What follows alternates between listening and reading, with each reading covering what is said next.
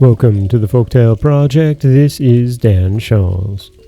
Today we have a story that is, well, it's sad. It's a terribly sad tale, and we're going to go into it knowing that and still be surprised.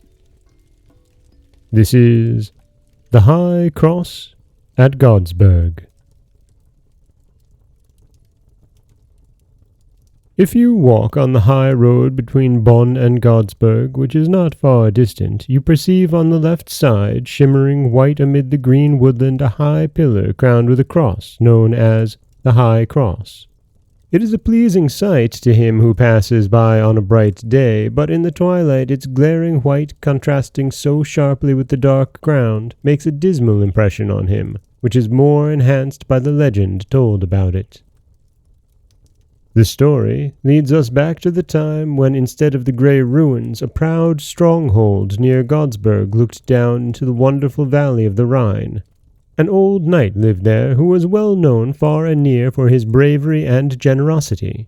His beloved wife had died, leaving him 2 sons.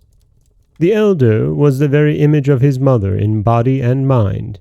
He had gentle, childlike manners, and it was therefore natural that the father's eye rested with more pleasure on him than on the younger son, who was very daring and, in spite of his youth, had already gone after strange and not always honorable adventures. The old father did not grieve much on his account, hoping that the sooner the reckless youth emptied his cup of pleasure, the sooner he would come to the bitter dregs.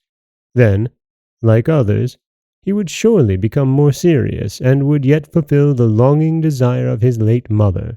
She had fervently wished to see him when a man adorned with St. Mathern's ring, which the bishops of Cologne wore, while Eric, the elder, should become lord of Godesberg Castle. The father's thoughts lingered with pleasure on the pleasant prospects of his son's future. He sent up many a fervent prayer to heaven for the fulfillment of his desires, well knowing that the spirit of his beloved wife supported him at the throne of the Almighty with her own supplications. The old knight often spoke to his younger son about his vocation in life, but always observed with disappointment that his son avoided any allusion to the subject. When the father felt his death approaching, he imparted once more his wish to his 2 sons, that the elder should become master of the castle and the younger bishop of Cologne. With a blessing for them on his lips, he closed his eyes forever. His death was sincerely deplored by all the poor people of the neighborhood. Some time after, the 2 brothers sat as usual in the high banqueting hall of Godesberg.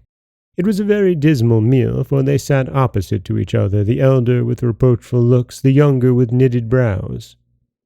"I only took what the ancient law of my fathers bestowed upon me," said the elder mildly but firmly, in answer to some harsh words of his companion. "I am not master, but only manager of the family possessions.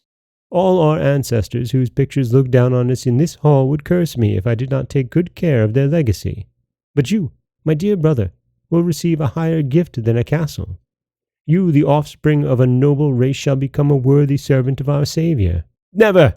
burst forth the younger one in a passionate eloquence.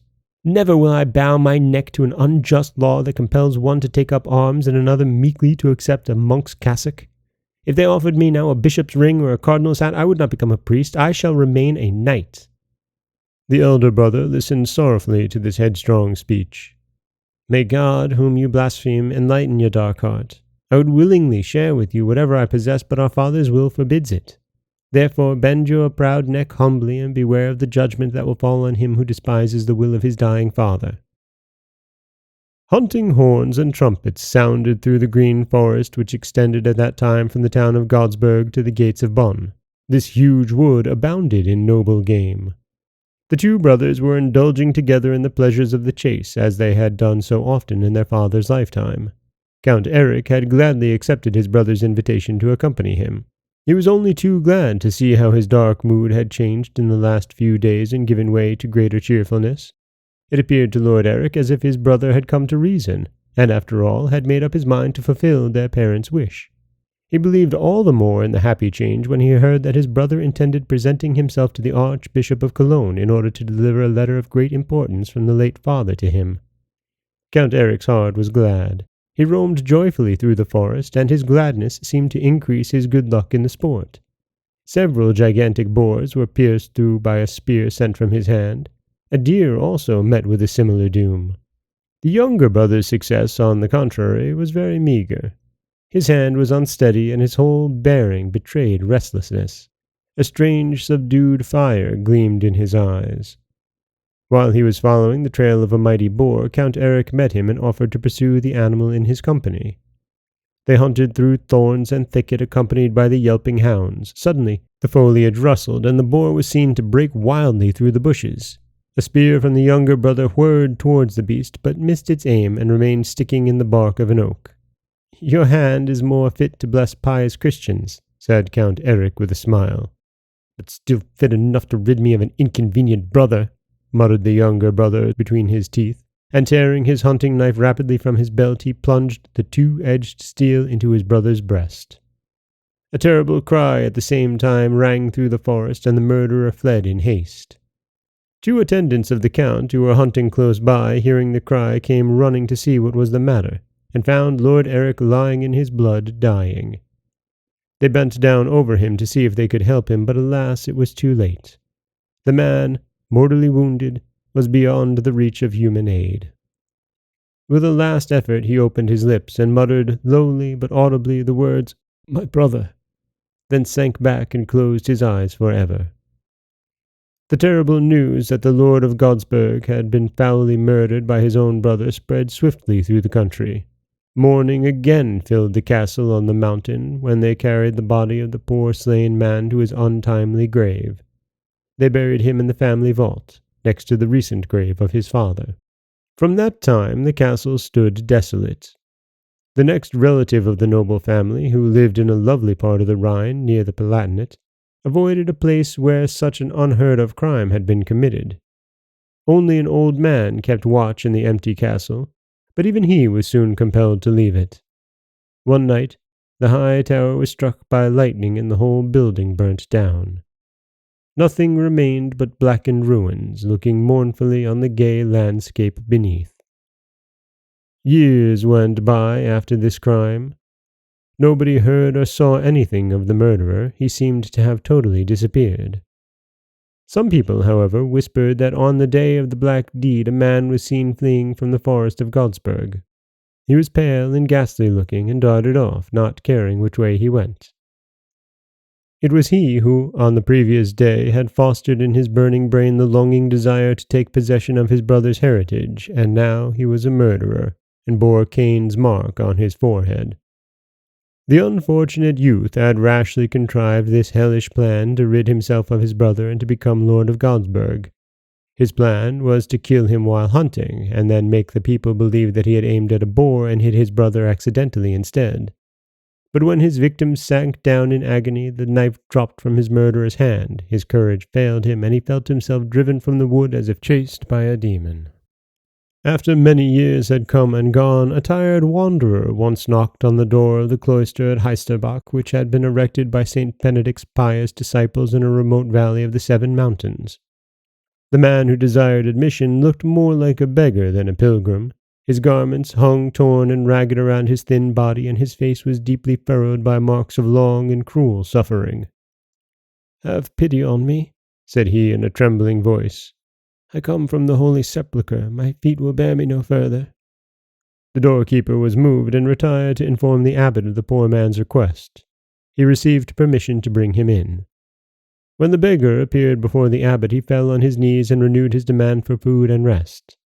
For some moments the monk looked penetratingly at the man before him. Then a sign of recognition passed over his face, and he cried out, "Good heavens! Is it you, Sir Knight?"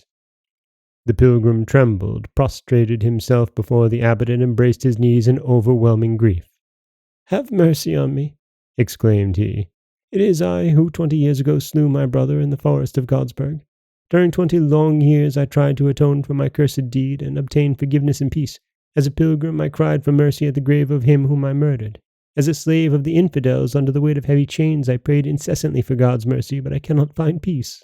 3 months ago the fetters were struck from my hands, and I have come again home, weary unto death. You, O worthy abbot, you have known me from a child. Let me rest within the walls of this cloister, that I may daily see the castle where I was an innocent child.